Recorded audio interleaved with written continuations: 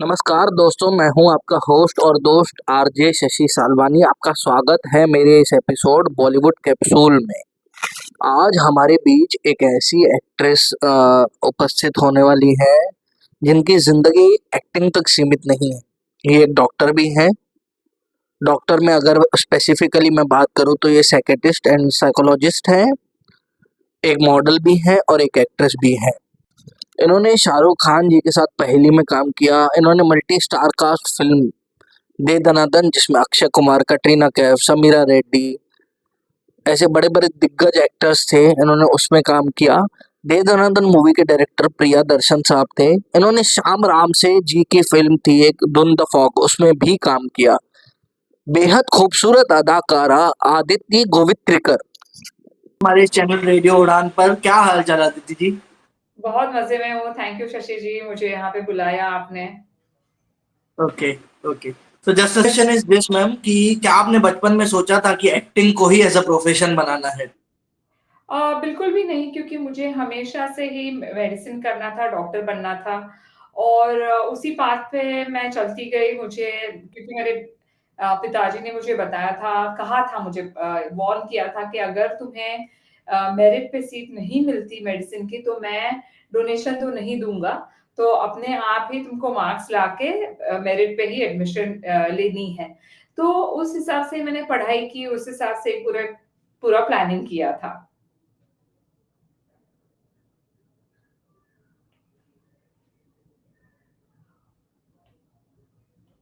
Okay. Yes, हाँ। So there was some technical glitch. You were saying कि आप merit पे आपके फादर जी ने कहा कि मैं डोनेशन नहीं पे करने वाला हूँ। जी, जी। उन्होंने कहा था अपने मेरिट पे ही सीट मिलनी चाहिए, नहीं तो फिर तो मेडिसिन नहीं करने को मिलेगा। तो वही ध्यान में रख के मैंने पूरी पढ़ाई की। Okay, okay. जी, तो फिर एक्ट्रेस कैसे बने? मतलब you are a doctor as well, आप या मॉडल भी हैं, तो ये एक्टिंग में आना कैसे हुआ? वो बाय फ्लूक हुआ, बाय चांस हुआ, क्योंकि मैं अपने दोस्तों के साथ लोनावला गई थी and one of the persons there, एक वहाँ पे एक लड़का था हिमांशु सेठ, तो वो एक एमेच्योर फोटोग्राफर था। तो उसने ओके, मुझे देख के, मैं ऐसे ही बैठी थी, कुछ चाय पी रही थी या जो भी है, उसने ओके, कहा कि अरे तुम्हारी लैंग्वेज, बॉडी लैंग्वेज एकदम एक मॉडल के जैसे है। तो मुझे लगा कि वो मेरी टाँग खींच रहा है। मैंने कहा कि सुबह से कोई मिला नहीं क्या कि तुम मुझे ये सब कह रहे हो? तो बोलता है नहीं सीरियसली हम एक फोटो शूट कर लेते हैं, बॉम्बे जाएँगे तो। तो मैंने बोला हाँ, चलो टाइम पास, लाइक फन, एक संडे को कर लेंगे। मेरे पास कुछ करेक्ट, भी नहीं था मेकअप का सामान, मतलब लिपस्टिक नहीं थी, कुछ भी नहीं था। लेकिन उसकी बहन जो मेरे ऐज की थी, तो उसने हेल्प की, भैरवी नाम है उनका, तो उन्होंने मदद की and we shot a portfolio. उन्होंने उनके पिताजी को दिखाया जो एक एड एजेंसी में थे, तो ही also said, the father also said कि अरे ये फोटोग्राफ्स बहुत अच्छे हैं, इनको तो मॉडलिंग एक्टिंग में ट्राई करना चाहिए। तो वो उतनी बात हुई और फिर मैं भूल गई, मैं कॉलेज चली आई। एक बार मैं ओके, ऐसे ही खड़ी थी, रास्ता क्रॉस करने जा रही थी, तो एक सामने बड़ा होर्डिंग देखा, ग्लैड्रैक्स सुपर मॉडल कॉन्टेस्ट का। तो ओके, मैंने सोचा चलो ये 4 दिन का कुछ ट्रेनिंग था, उसमें मैं पार्टिसिपेट कर लेती हूँ और देखती हूँ क्या होता है। उसमें मैंने पार्टिसिपेट किया और मैं जीत गई। और नेक्स्ट डे पूरे बम्बई में मेरे फेस के पूरे होर्डिंग्स लग गए थे। होर्डिंग्स। ग्लैड्रैक्स के कवर पे मेरा फोटो आया था। एंड देन सडनली ओवरनाइट ऐसे लगा कि अरे, मतलब क्या चल रहा है? तभी मुझे एहसास भी नहीं हुआ कि मैं कितनी फेमस हो गई थी ओवरनाइट।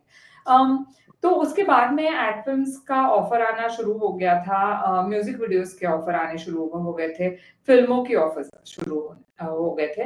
तो धीरे धीरे मैंने सोचा चलो अभी थोड़ा सा मैं कर लेती हूँ। फिल्म की तो कोई ये नहीं थी, ख्वाहिश नहीं थी, क्योंकि मुझे तो मेडिसिन ही ओके, करना था।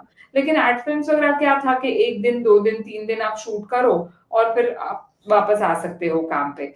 तो करेक्ट, मैंने वो करेक्ट, शुरू किया। फिर काम बढ़ते गया, अपने आप ही मेरे पास काफ़ी काम आया, जिसकी वज़ह से बहुत मुश्किल हो गया, क्योंकि मेडिसिन में भी 100% देने की ज़रूरत पड़ती है, इस फ़ील्ड में भी 100% देने की ज़रूरत पड़ती है। करेक्ट, करेक्ट, तो उस हिसाब से फिर मेरे को यही लगा कि मैं कैसे मैनेज करूँगी। मैंने मेरे बॉस, मुझे तब तक एमडी गायनेक की सीट भी मिली थी। तो मेरी बॉस थी, उन्होंने यही कहा कि देखो, सबको ये मौका नहीं मिलता, बहुत कम लोगों को ये चांस मिलता है, जो तुम्हें चांस मिलता है। बैठे मिल रहा है, तुम कुछ स्ट्रगल नहीं कर रही हो। हाँ, हार्ड वर्क तो मैं बहुत कर रही थी, डिसिप्लिन भी थी, लेकिन ऐसे नहीं था कि स्ट्रगल करना पड़ा मुझे काम के लिए। तो वो अपने आप मेरे पास आता गया, तो मैंने बोला ठीक है, तो 1 साल के लिए मैं ट्राई करती हूँ, तो 1 साल अभी तक यहीं पे हूँ। ओके, ओके, हाँ, ग्रेट। मतलब ये बाय लक हुआ, मतलब हाँ, आपने ऐसा कभी सोचा नहीं था। नहीं, नहीं, बिल्कुल भी नहीं। Okay, okay. एंड आप डॉक्टर भी हैं, मॉडल भी हैं, एक्ट्रेस भी हैं। सो कौन सा जी। प्रोफेशन ज़्यादा आपको बेटर लगता है? हर एक प्रोफ़ेशन के अलग-अलग इंटरेस्टिंग पॉइंट्स है। मुझे सब में मज़ा आता है, इसलिए मैं सब करती हूँ। मॉडलिंग जैसे रैंप मॉडलिंग है, वो मैं करके थोड़ा थक गई थी क्योंकि 10 साल तक किया वो। उसके बाद थोड़ी थकान आ गई ओके, थी, थोड़ा मोनोटोनस हो गया था क्योंकि उसमें ट्रैवल भी काफ़ी रहता था। तो मैंने करेक्ट, सोचा ठीक है, अब बंद करते, 10 साल तक किया मैंने वो। फिर रैंप मॉडलिंग उतना ज़्यादा नहीं किया, सिर्फ़ कभी शो स्टॉपर्स या ऐसा कुछ स्पेशल अपीयरेंस हो रैंप पे तो वो मैंने किया। लेकिन इवेंट्स या अपीयरेंसेस अभी आज भी करती हूँ, इंस्पिरेशनल टॉक्स जो होते हैं कॉर्पोरेट्स के लिए वर्कशॉप्स लेती हूँ। कॉलेजेस में जाके उनको जो मतलब एज़ अ चीफ गेस्ट वगैरह मैं जाती हूँ, वो सब तो चलते रहता है। एक्टिंग भी चल रही है, जैसे अभी मिसमैच 3 रिलीज़ होने वाला है 13 दिसंबर को। तो I keep acting in OTT series now. Okay. And you are a doctor, मतलब स्टिल अ डॉक्टर? आप प्रैक्टिस अभी भी कर रहे हैं एज़ अ डॉक्टर? जी, मैं मेडिसिन प्रैक्टिस नहीं करती, मैं साइकोलॉजी प्रैक्टिस करती हूँ। तो I have finished my MBBS, MD gynaec मैंने पूरा नहीं किया, लेकिन 8-9 साल पहले मैं साइकोलॉजी में मैंने पढ़ाई की।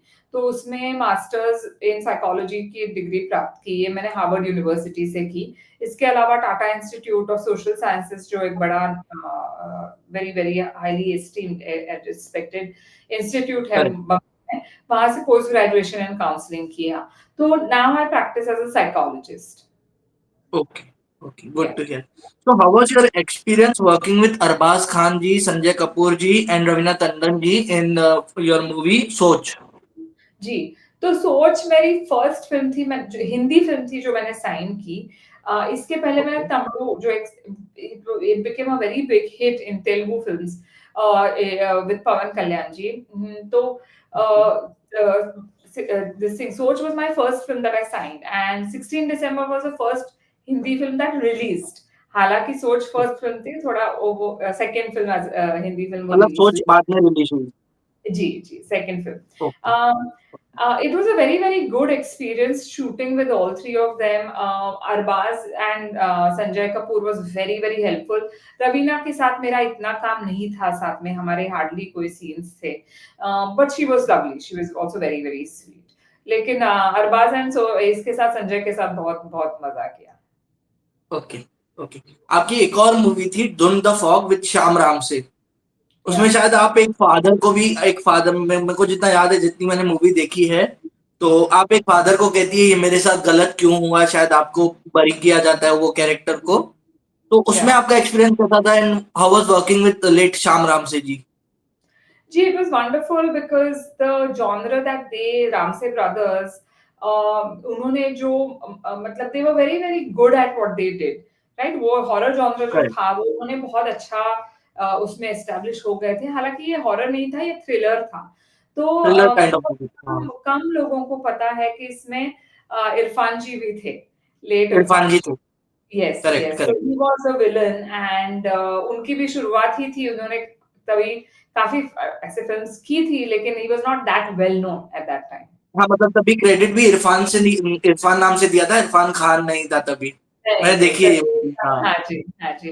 तो उतने फ़ेमस नहीं थे, लेकिन तभी हम लोगों को सबको पता चल गया था कि इरफान जी तो बहुत दूर जाने वाले हैं because he was so good in his acting and all. Correct, correct. Apoorva Agnihotri was there with me and so it was a beautiful experience again shooting. Shyam ji को एग्ज़ैक्टली पता था कि उनको क्या सीन चाहिए, कैसे शूट करना है। So it was a fun experience. Okay, okay. आपने एक और मूवी की पहेली, जो जी। शाहरुख खान की साथ थी, आप वो मूवी से कैसे जुड़े और उसके बारे में कुछ बताइए? पहेली एक बहुत इंटरेस्टिंग उसमें ये फैक्ट था कि 98% of the times I would से कि लाइफ में मैंने किसी को अप्रोच नहीं किया कि मुझे आपके साथ काम करना है। I have been okay. Very fortunate कि काम मेरे पास चल के आया, और मैं यही मानती हूँ कि अगर वैसा नहीं होता तो शायद मैं ये इस फील्ड में नहीं रहती, क्योंकि मुझे मतलब था ही नहीं कभी इस फील्ड में मुझे चाहिए कि I want to be a big super model और एन एक्टर। मैं तो कहती थी चलो ये नहीं जम रहा अपने को, will go back to medicine, medicine मेरा था करेक्ट। वापस जाने का। तो करेक्ट। पहेली का ये हुआ कि अबाउट आई थिंक 2003 शायद होगा, जब I was invited as a chief guest for Poona marathon. जो मैराथन्स होते थे तो उसमें मुझे करेक्ट। बुलाया गया था, और तभी अमोल पालेकर जी भी वहां पे मौजूद थे।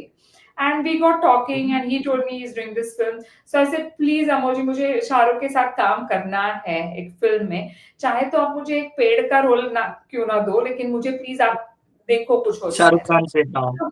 या I have been a big fan of his. तो करेक्ट। ही सेड कि ऐसा है कि मेन लीड तो रानी मुखर्जी है और दूसरा कोई बड़ा रोल नहीं है, लेकिन हाँ एक रानी के दोस्त का रोल है जो इनिशियली एक सॉन्ग है उसके साथ, एंड देन आप जाते हो उनके साथ ड्रॉप करने उनको उनके ससुराल। तो मैंने बोला done, I am doing it. तो ये वो रोल था जो मैंने अप्रोच, मतलब मैंने खुद ने जा अप्रोच तो नहीं किया, वो मिले मुझे, लेकिन I told him that I wanted to be in that film. Do this. Correct. Okay. Yes Okay. Yes. And what are your thoughts on nepotism and casting couch? मतलब casting couch exist करता है क्योंकि बहुत लोग बोलते हैं industry बहुत सही जगह है, और कुछ लोग बोलते हैं इंडस्ट्री इतनी अच्छी जगह नहीं है। So what are your तो thoughts? ये ना अपने ऊपर रहता है। जैसे मैं कहती हूँ कि कास्टिंग काउच है, ऑफ कोर्स है इस फील्ड में। उसमें कोई डिनायल की बात है नहीं। It is a dark side of our industry, but it is up to you कि आपको कितना कॉम्प्रोमाइज करना है। अगर कॉम्प्रोमाइज करना कितना, मतलब you can't put it on a spectrum, Correct. लेकिन कॉम्प्रोमाइज करना है कि नहीं है, ये this is completely up to you. Nobody can force you to do anything. There are always ways and means of dealing with these kind of situations. और हाँ ये भी है कि it's not like sexual harassment या abuse doesn't exist in other fields. तो हम्म। बाहर के वो तो फील्ड में भी, जैसे आप बाहर भी कॉर्पोरेट हो तो पावर का मिसयूज तो होता ही है। So होता this is ही the है, dark हाँ। side of us human beings. But कहीं ना कहीं इसके वजह से जो टैलेंटेड आर्टिस्ट हैं कहीं ना कहीं वो रह जाते हैं पीछे, या फिर आगे नहीं आ पाते, या उनको डिलेड सक्सेस मिलती है। आप जी एग्री जी। करते हैं ये बात से? हाँ। वो कोलैटरल डैमेज हो जाता है अनफॉर्चुनेटली। Correct. अभी I think things have definitely changed, और अब मेरे हिसाब से तो मुश्किल है ये कास्टिंग काउच वगैरह का, it's not, it definitely like आपके अंदर अगर टैलेंट हो तो शाइन होने के चांसेस बहुत ज्यादा है in today's day and age. Okay. And your thoughts on nepotism? Well, nepotism, I think it again exists, and मेरा यही मानना है कि ये अच्छा या बुरा, I don't think you can give that kind of weightage to that word. मैं ऐसे क्यों कहती हूँ, क्योंकि अगर आप एक बिजनेसमैन देखो तो एक बिजनेसमैन अपने बेटे को ही सिखाएगा बिजनेस। उसका बिजनेस पहला सिखाता चॉइस है। यही होगा कि मेरा बेटा मेरा बिजनेस आगे लेके जाए, ना कि वो जाके कोई ऑडिशन लेगा स्ट्रेंजर्स की कोई क्लब में जाके और उसको लेके आएगा। That doesn't happen.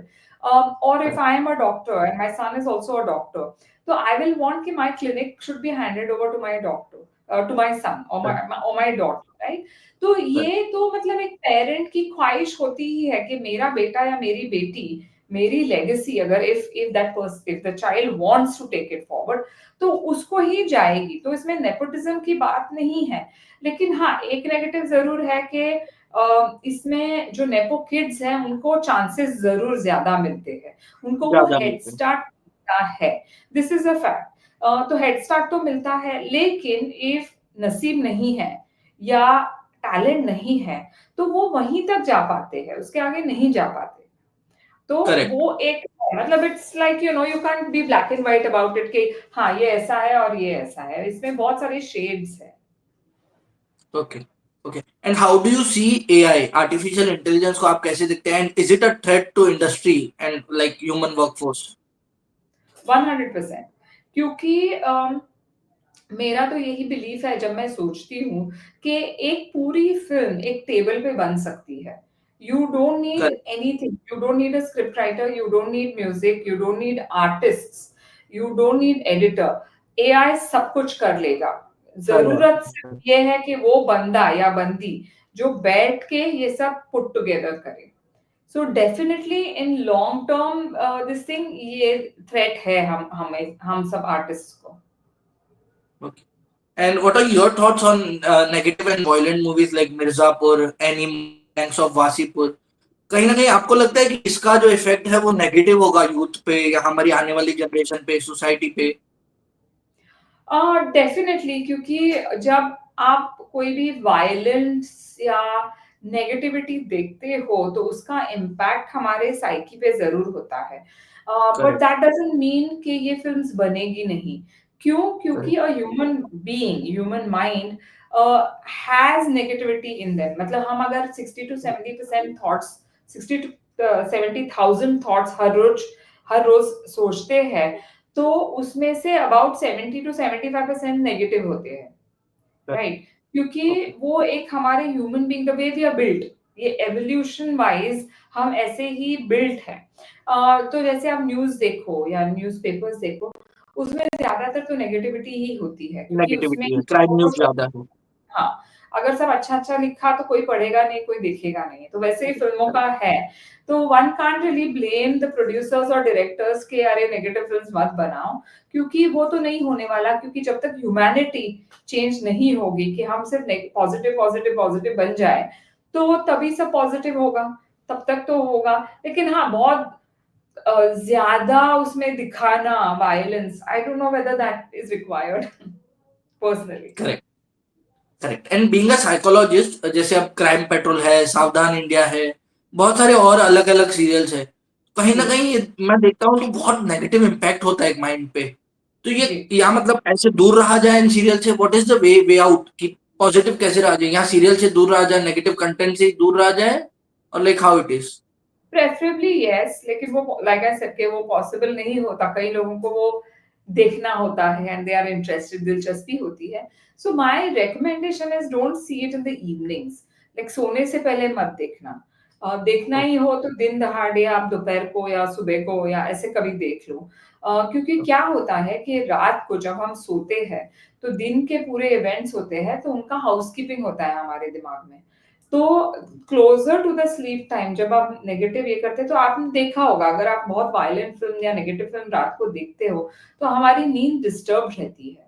यही डिस्टर्ब. अगर आप पॉजिटिव आपके फ्रेंड्स के साथ मजे करके या मिलके अच्छा कोई ये हो, तो नींद अच्छी आती है. सो आवर स्लीप इज हाँ डायरेक्टली इम्पैक्टेड. मतलब हाँ, अगर आप हैप्पी हैं तो आपका नींद भी हैप्पी होगा and your morning will be happy and vice versa. Correct. तो मेरा ओके. एडवाइस यही होगा कि अगर आपको देखना ही है, तो दोपहर को देखिए, 6 बजे के बाद अवॉइड करिए नेगेटिव जो है वो कुछ भी. जो लोग रिमोट एरिया से आते हैं, लाइक इंदौर हो गया, एमपी, यूपी, बिहार, छोटे छोटे गांव से लोग आते हैं मुंबई में करियर बनाने, तो उनके लिए क्या आपका एडवाइस रहेगा? मतलब क्या तैयारी करें और कैसे स्टार्ट करें जर्नी जो है इस एक्टर बनने का? जी. अब क्या हो गया है शशि कि you have to be completely ready. जब आप बम्बई आते हो एक्टिंग के एक्टर बनने के लिए, तो ऐसे नहीं. पहले कैसे होता था कि डायरेक्टर सिखाता था, अरे बेटा ऐसा फेसिंग ले लो, ये करो, वो करो. लेकिन अब वैसा नहीं रहा. अब you have to be completely ready. You have to be groomed. आपको डांसिंग आनी चाहिए, एक्टिंग आनी चाहिए, सब कुछ आना चाहिए. तो करेक्ट. वो बहुत ज़रूरी है कि आप ट्रेनिंग लेके आइए बम्बई में. या फिर यहाँ पे आके वो प्लान करिए कि हाँ, मैं 1 साल या जितना भी टाइम आपको देना है, मैं एक्टिंग सीखूँगा, डांसिंग सीखूँगा, हॉर्स राइडिंग या जो भी ज़रूरत है एक एक्टर को, वो सब करूँगा and then go into acting. Don't be unprepared and go on a set and say चलो मुझे एक्टिंग करनी है, मेरे को तो वो फिर नेगेटिव, मतलब आपको बहुत फिर स्ट्रगल करना पड़ेगा उसके लिए. सेकंड इम्पोर्टेंट चीज ये है कि एक सपोर्ट सिस्टम फॉर्म करने की कोशिश जरूर करनी चाहिए. एक तो आपका जो जहां से भी आप आए हो, आपके माता पिता, सिबलिंग्स, फ्रेंड्स, उनके साथ हर रोज आप जूम कॉल करिए, वीडियो कॉल करिए, टच में रहिए, बहुत जरूरी है. क्योंकि यहाँ पे बम्बई में लोनलीनेस फील महसूस करना बहुत ईज़ी है। हालाँकि ये इजी है। शहर बहुत ही नॉइज़ी है, यहाँ चहल-पहल चलती रहती है, सिटी कभी सोती नहीं है, लेकिन it's very easy to feel lonely. तो आप अगर नए हो यहाँ पे, आपके कोई दोस्त नहीं है, तो मेक श्योर कि आपके जो घर आप मतलब जहाँ से भी आए हो, उन दोस्तों के साथ आप दोस्ती बनाए रखें, फैमिली मेंबर्स के साथ वो जो बॉन्डिंग है वो बनाए रखें और यहाँ पे फिर कोशिश करें कि ऐसे दोस्त आप पाए जो एक आपको सपोर्ट सिस्टम बन के यहाँ पे बन that is very very important. Third thing is कि ऑलवेज थिंक पैरेलल। ये एक ही फील्ड है जहाँ पे मैं कहती हूँ कि साथ में कुछ और आप क्या कर सकते हो उसका करेक्ट। उसके लिए आप दिमाग जरूर चलाना। जैसे कि और कोई फील्ड में आपको करने का जरूरत नहीं पड़ती करने की जरूरत नहीं पड़ती क्योंकि वहां पे अगर आप काम करते जाएंगे तो आपको जरूर प्रमोशन मिलती जाएगी, you know, you will get your salary. लेकिन एज एन एक्टर आप पर प्रोजेक्ट काम करते हो और दो प्रोजेक्ट के बीच में कितना अंतर रहेगा ये कोई भी नहीं बता सकता। Even if that series is a super hit, even if that film is a super hit, फिर भी कोई गारंटी नहीं रहती कि नेक्स्ट प्रोजेक्ट इमीडिएटली मिल जाएगा। तो उस दौरान आप और क्या कर सकते हो, क्योंकि हम सब में काफी सारे हुनर होते हैं। तो if not acting, what else can you do, what can which can keep you busy, which can give you some kind of finances. तो ये सब सोचने की बहुत आवश्यकता है। ओके। और कुछ लोग अगर ट्रेनिंग वगैरह लेके आते हैं, तो क्या मुंबई में आना और एक्टिंग में करियर बनाना या फिल्म लाइन में करियर बनाना आसान है कि ये टाइम कंज्यूमिंग एक्टिविटी है कि आपको मतलब स्ट्रगल करना पड़ेगा फिर ही आप आगे जाएंगे? Mostly I would say struggle करना पड़ेगा। अगर आपका नसीब बहुत स्ट्रांग है, लक फैक्टर, हाँ। लेडी लक आपके साथ है, then you might get very very lucky. जैसे एक एड फिल्म कर लिया आपने और वो पूरी it's become a super hit, so then automatically people start recognising you. या एक करेक्ट। Series correct. थी जो बहुत बड़ी हिट हो गई, देन सोने पे सुहागा। लेकिन यही है कि गारंटी कोई नहीं दे सकता कि कितना स्ट्रगल करना पड़ेगा या नहीं करना पड़ेगा। तो मैं ये कहती हूँ कि जैसे अगर आपको स्टॉक मार्केट पता है तो स्टॉप लॉस होता है उसमें, है ना? कि स्टॉप एक लॉस होता है, वैल्यू, करेक्ट। हाँ। हाँ, एक वैल्यू रहती है कि जिसके नीचे अगर स्टॉक जाए तो बेच दो, लॉस बेच। उठा लो ना, लेकिन डोंट वेट। तो वैसे ही मेरा ये मानना है कि because it's the best time of your life, right? Youth जब यंग होते हैं हम लोग, वो best time of your life रहता है। तो उसमें एक आप स्टॉप लॉस रखिए कि आप में कितनी शक्ति है, कितना फाइनेंशियल बैकग्राउंड है आपका कि आप उतने टाइम तक आराम से जी पाओ विदाउट गेटिंग जी। फ्रस्ट्रेटेड। तो ये करेक्ट। एक आपको आपके माता-पिता के साथ बैठ के प्लान करनी होगी कि हाँ, मुझे एक्टर बनना है। 2 साल, 3 साल, 5 साल, 10 साल, ये आप डिसाइड करें अपने आप के लिए कि आप में कितना पेशेंस है। कि जैसे मैंने कहा कि मेरे में वो पेशेंस था नहीं, बिकॉज़ ऑफ कोर्स मुझे एक्टर नहीं बनना था। लेकिन अगर ऐसा होता कि 1 महीना मैंने कुछ काम नहीं किया, then I would have gone back to medicine, क्योंकि मेरा वो था ही नहीं कि अरे, लेकिन if I wanted to be an actor I would have said हाँ, मुझे 3 साल देने हैं अपने लाइफ के to prove a point, and then I would have gone all out और हर रोज जाके किसी से मिलो, ऑडिशंस दो, लोगों से मिलो, बात करो, and you constantly work hard, right? तो वो करना पड़ता है। ओके। ओके। एंड आपके अगर आपके बारे में बात करें तो इज देयर एनी एक्टर और डायरेक्टर जिसके साथ आप फ्यूचर में काम करना चाहते हैं? मुझे प्रियदर्शन के साथ वापस काम करना है बिकॉज़ ही इज़ आपने वन दे ऑफ दनादन में किया था। देवदनादन, यस, देवदनादन में बहुत मजा आया and he is very clear. उनमें इतनी क्लैरिटी है and that comes because he is been an editor. तो उनको पता है कि मेरा शॉट यहाँ से यहाँ जाएगा बस, मुझे और कुछ नहीं चाहिए। देख के उनको पता चलता है कि हाँ, ये शॉट मुझे मिल गया तो रीटेक करने की ज़रूरत नहीं है। तो correct. Definitely I would love to work with him. Raju Hirani है, इनका मुझे डायरेक्शन बहुत पसंद है। Imtiaz correct. Ali, correct. Again brilliant brilliant director, तो इनके साथ भी मुझे काम करना, ऐसे बहुत लंबी लिस्ट है actually Shashi. Okay. Okay. Okay. आपकी खुद की मूवीज में जितनी भी मूवीज आपने की है, which one is your favourite? आपकी खुद की मूवीज में से फेवरेट कौन सी है आपकी? um, हर एक फिल्म अच्छी ही है। ये ऐसे ही प्रश्न हुआ कि अगर बच्चे हैं 5 तो उसमें से कौन-सा बच्चा आपका फेवरेट है? करेक्ट। करेक्ट। अ, लेकिन हाँ, a special film is De Danadan and a special film is Tagdu. ये 2 फिल्म्स मैं डेफिनिटली बहुत स्पेशल मानती हूँ, क्योंकि Tamil was my first film, तो मुझे कुछ भी नहीं पता था तभी, and it became a runaway hit and people still अभी भी प्यार देते हैं, अभी भी फैंस दे रीच आउट, अरे लवली मैम, लवली, मेरा नाम लवली था उस फिल्म में। तो अभी मैं हाल ही में तिरुपति गई थी, तो तभी people recognise me from, it was like 20 years back वो फिल्म, फिर भी 20 लोगों years को back. याद है। And De Danadan, because it was just a riot of a film, 23 known artists, हम लोग सब एक साथ में बैठते थे मीटिंग रूम में, Correct. और हम लोग पूरा डमशराट्स खेलते थे, एंड अंताक्षरी खेलते थे, तो it was a fun shoot, and plus it was a super hit, so yeah. हाँ, वो स्क्रीन पे भी दिखा कि बहुत अच्छी मूवी थी, बहुत मस्ती थी उस मूवी में, वो द टॉप, मतलब एकदम बहुत एंजॉयमेंट वाला काम लगा था मुझे। या या तो आपके हिसाब से मूवी को क्रिटिकली अक्लेम मिलना, आप जो भी मूवीज करती हैं, तो what is important, critically acclaim मिलना या कमर्शियल सक्सेस होना बॉक्स ऑफिस का, वो मूवी का?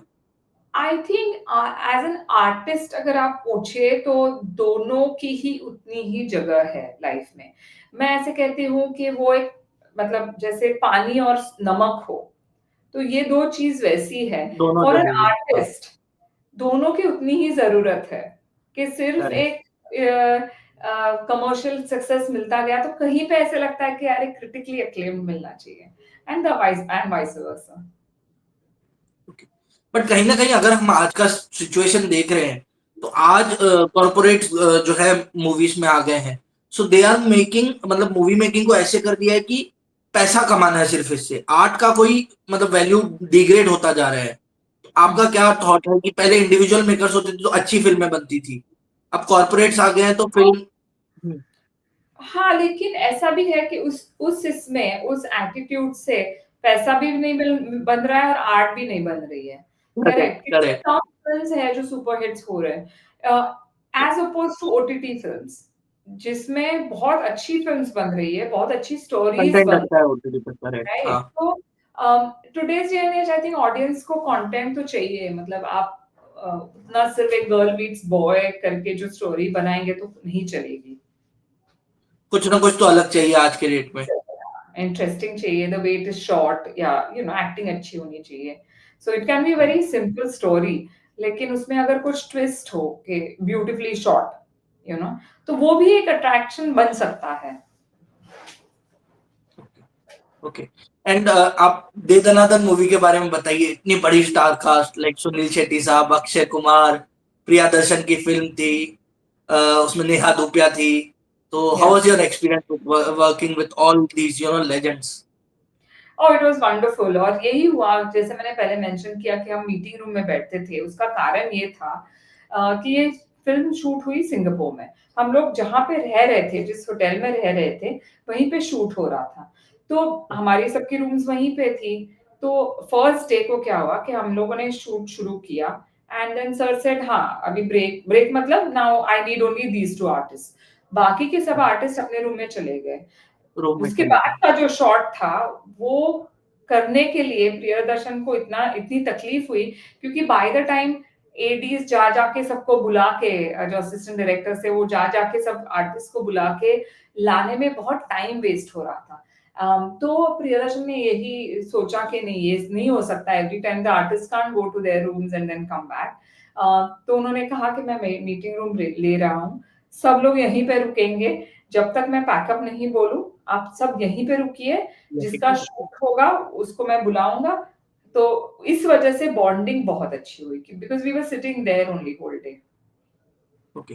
एंड अगर आपको वो लास्ट सीन था जिसमें पूरे होटल में कुछ पानी भर जाता है एंड एवरीवन जस्ट वो सब एक दूसरे के पीछे आ जाते हैं, any specific memory about that scene, that particular scene? So it was quite hilarious, क्योंकि एक तो जो एक हाँ, एक शॉट था जहाँ पे बहुत बड़ा टैंक बनाया गया था, वो ऑफ कोर्स यहाँ पे बम्बई में ही शूट हुआ, जहाँ वो फूट जाता है, एक्सप्लोजन होता है और हम लोग सब बह जाते हैं। तो उसमें ऐसे हुआ कि प्रियदर्शन जी हैड सेड कि ये एक ही बार होगा, it will not happen again, क्योंकि पॉसिबल ही नहीं है।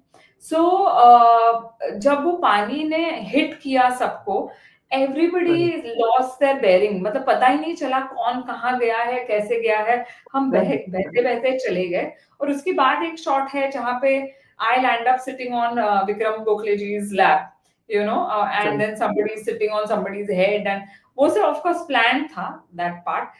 लेकिन it was a very well, I think visually बहुत मजा आया वो देखने में भी और करने में भी.